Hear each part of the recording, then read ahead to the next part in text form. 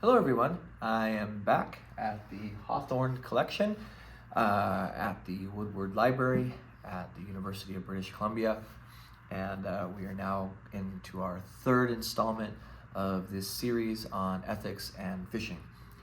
In the first two videos, I worked from the premise that I had clarified in a written post that kicked off the series. What I am interested in when I talk about ethics, I'm interested in questions of human flourishing and of the good life. My interest in that is partially a part of my day job because I work as a associate professor in the Department of Educational Studies, working in the field of philosophy of education, and so I spend a good bit of my time teaching courses on ethics and thinking and writing about questions of moral philosophy. In the next two videos that followed that, I tried to clarify that my interest in fishing is not general or overarching, but is very specific. For one, is interested in recreational or sports fishing, and downstream from that, you might say, is also specifically focused on fly fishing, and in particular fly fishing for salmon, steelhead, and trout and char, using the methods of the swung or grease-lined fly on single and double-handed rods. I ended, I believe, the last video by saying that one of the arguments that would emerge, or one of the claims that would become more evident, is that I believe there's something uniquely moral and uniquely ethical about this way of fishing. I now want to start talking a bit about that claim and giving you maybe not the whole argument, but at least my reasons for thinking that. And I've brought two sources that I want to use to share essentially two sides of the moral dimensions of fly fishing for steelhead, trout, and char. I'll have to figure out a way to say that more quickly.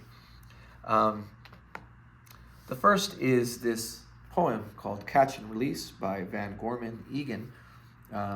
It's in a lovely edition. I believe it was priorly owned by Art Lindgren, but it's here at the library. And I want to read you the poem quickly. Catch and Release. I hiked along the river as far as legs allowed, to waterside where fish abide, away from noise and crowd. A bend below a cascade flows rippled over stone. In it I spy a steelhead shy, to her my fly is shown. It drifts beneath the surface an inch or two, no less, with little flings of feathered wings and enticement in its dress. Intent it is upon deceit, and as it swims on by, a muscled shiver, fins a quiver, the steelhead takes my fly. The hook bites quick and solid, a momentary pause, then rife with fear, a race to clear the sting that bites its jaw. When speed and strength together in lightning flight downriver has failed in spite of all the might its freedom to deliver, an instant change of tactic, a missile skyward bound, and to the air a single flare flings crystal jewels around. With each attempt at freedom, reserves of strength expire, in final stride upon her side, a noble to admire. A gallant fish exhausted is righted and revived, with aided rills across her gills, her trauma she survived. So I think it's a lovely poem. I would love to talk about a bunch of things I like about it. But the one thing that really stands out is that final stanza where it uses the term trauma. I think it's an appropriate word, but I think it's at some level a morally jarring word because we generally, for good reason, I think, associate the word trauma where it applies with incidents of a kind of moral harm or ethical wrongdoing. And this to me is one side of the kind of double-edged blade of the moral significance of fly fishing, especially in a catch and release situation. There are a number of questions about the justifications, the reasons one might have or should have in order to overcome, you might say, the moral objections or the ethical objections to the harms and risks of not only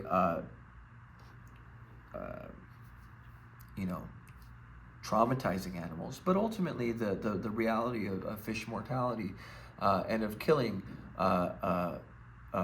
fish. For instance, one example is if I overplay a wild steelhead on a river here, I can't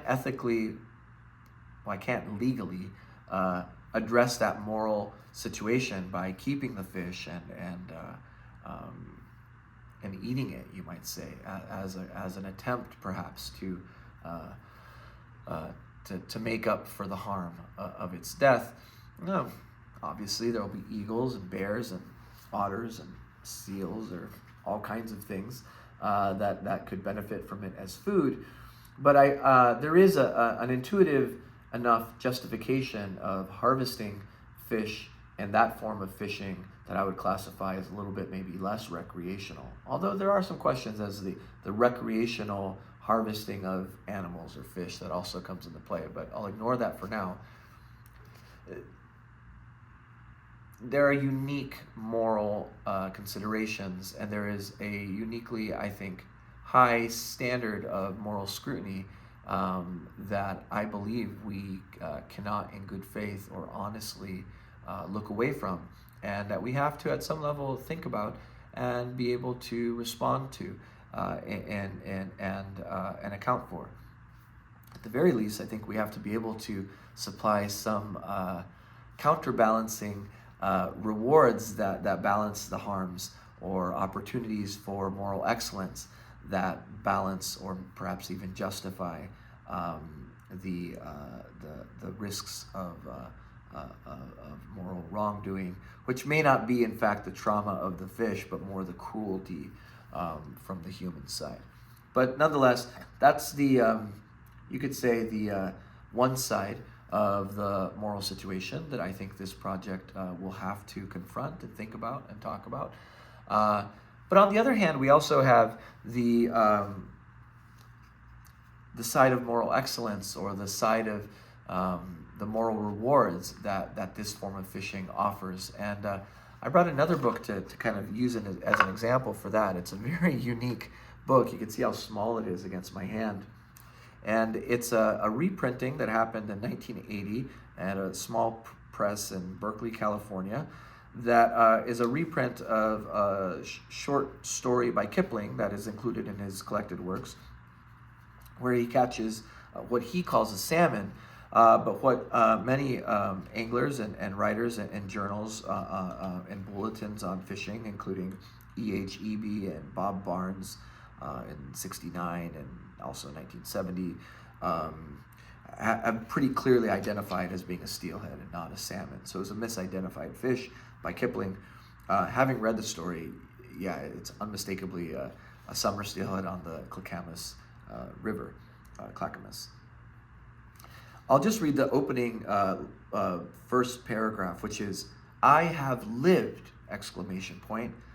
"The American continent may now sink under the sea, for I have taken the best that it yields, and the best was neither dollars, love, nor real estate." It was a steelhead.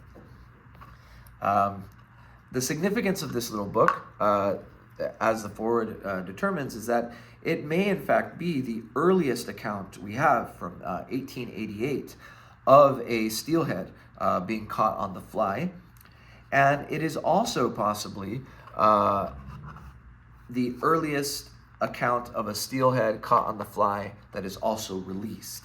So both the poem and this piece are bits of literature on catch and release, recreational angling, using the methods of the swung fly, so on and so forth. So they're well within our criteria, but the whole piece by Kipling is this very triumphant, very romantic, and romantic here just means the sort of the school of thought about back to nature and going back into the wild. Think Jack London here more than Valentine's Day or roses. this sense of just sheer human exuberance and joy, and awe at the wondrous power of not only nature in general, but of this particular type of fish, which those of us who fish for steelhead know about and know of. It shows that someone who has maybe never fished for steelhead before, can't even identify them, clearly isn't sort of, an expert. Nonetheless, it elicits this strong reaction, which for him as a writer, he takes up his pen to express it, much like maybe the poet Egan takes up his pen to express it. And as I said in the previous video, Haig Brown says that, no one has taken up the pen more than anglers and fly anglers in particular.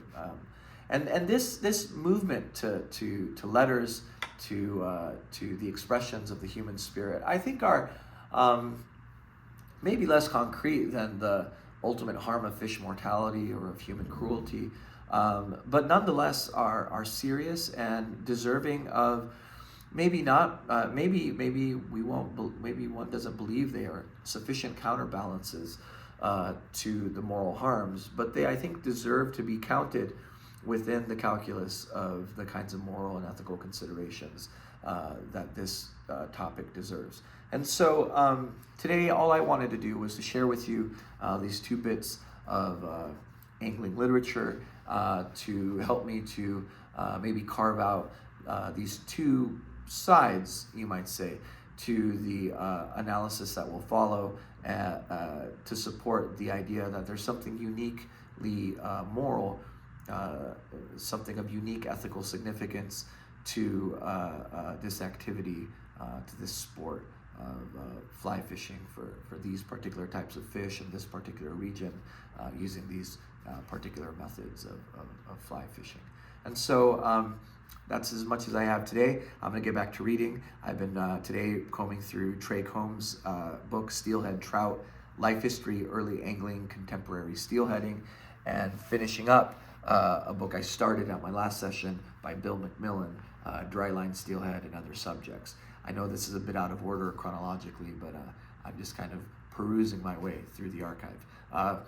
I will be out tomorrow on the raft and steelheading again, and so that's equally important for my journey.